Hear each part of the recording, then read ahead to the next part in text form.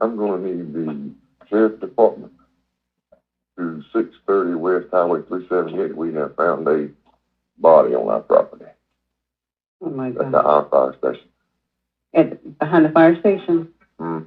Was it wrapped or anything, or just laying out? Nope, she just laid out on the grass. Guys, it's Crazy Crime Chick, and the audio you just listened to right now is going to be the actual 911 call that was placed on September 21st when 21-year-old Sheridan Wahl's body was discovered. Now, she was a college student at University of South Florida, and she actually traveled to South Carolina to visit her father. During this trip, it looks like she traveled alone, and she took her burgundy Toyota Corolla. Now, she never made it out to see her dad, and the last time anyone spoke with her would have been on that Sunday, the 19th. Now, her mom did a FaceTime call with her, and it was, according to her mother, around 1 p.m. Now, during this phone call, she told her mom that she was trying to rent a scooter from the Rent Me Superstore in Myrtle Beach, and that she was actually denied service for not wearing any shoes, and she told her mom that she was going to drive back to Florida. Now, her mom did tell her not to do that and to spend the night in Myrtle Beach because she did not want her daughter to drive late at night. A news reporter for WMBF News did speak with one of the employees at the Rent Me Superstore, and they confirmed that they provided surveillance video to the Myrtle Beach Police Department. They also stated that they were not certain that she was at the store, but that the next day, which would have been the 20th, her dad did go there inquiring about his daughter. Myrtle Beach Police Department did release a statement saying that, pretty much after an investigation, they determined that she left their jurisdiction safely. And because of that, it was handed over to the State Law Enforcement Division. Now, before Sheridan's body would be discovered, 2 days prior to that, a suspicious fire was called in. Now, it ended up being Sheridan's vehicle, the burgundy Toyota Corolla. This call was made on September 19th at 1:56, and the car was torched. Her burnt car was found Sunday of last week in a cornfield over in the Scranton area of Florence County. Her body was found 2 days later, about 10 miles away behind a fire station on 378. Per the police report, it does say that the vehicle was found in a ditch in a cornfield, again, which had been burned. There was no license tag attached to the car, and the VIN number was not readable. Now, her vehicle being found on the 19th at 1:56 p.m.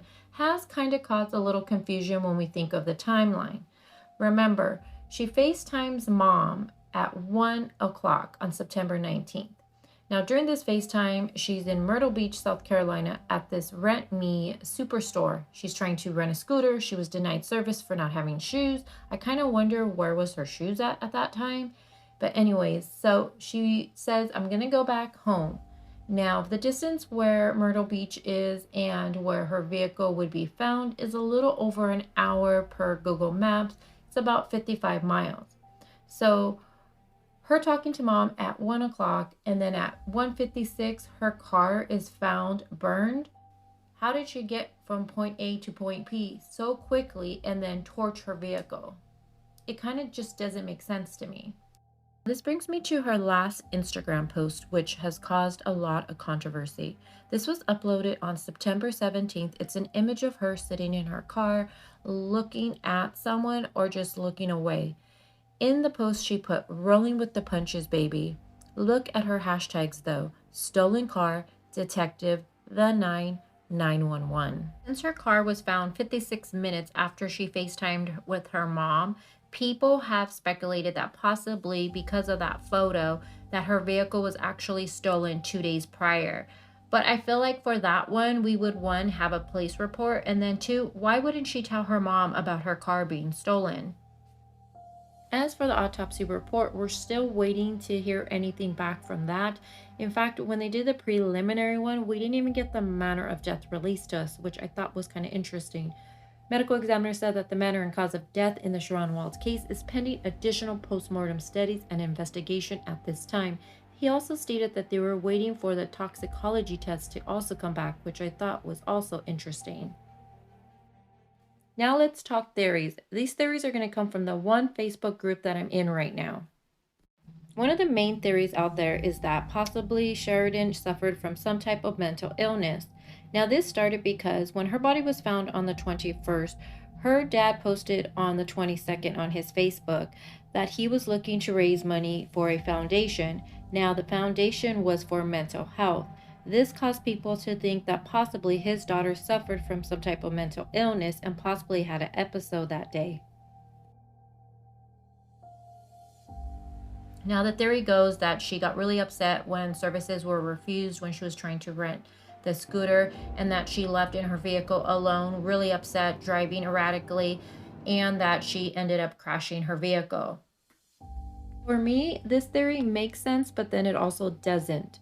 It makes sense when I go back and I think about the statement that Myrtle Beach put out about how Sheridan left their jurisdiction safely. It makes me wonder if they seen surveillance video that showed her leaving there alone, and possibly if they have surveillance of her getting in her own vehicle. And since we didn't get the manner of death released to us, it makes me wonder if her body didn't show obvious signs of trauma, like a gunshot wound, or even if she had been stabbed. Makes me also wonder if that's possibly why they're waiting to get back all the results from the test to see if she did in fact have any drugs in her system. Now, why this doesn't sit quite right with me is because, okay, let's just say she's driving fast, erratically, she crashes her vehicle where they find it, and then she just walks away from that unharmed. And then if we look at Google Maps where her body was found, the distance between that and her vehicle, that's roughly almost a 3-hour walk. She has a car accident that seems severe, and she walks away from that and gets that far and just collapse. It just seems extremely odd to me. Another theory is that she actually went out there to meet someone that she met online. I mean, if you think about it, the story that we've been told is that she traveled out there to visit with her dad, but then in reality, she never actually had a visit with him. And then she's in Myrtle Beach, she's refused services, and then she's like, okay, I'm going to go back home and drive that 8.5-hour drive. It just seemed like a compulsive decision to me, unless she was having issues prior to that. Going back to the Instagram photo that I told you has caused a lot of controversy, one of it is being that people have speculated that right here, this is actually somebody's arm going around her.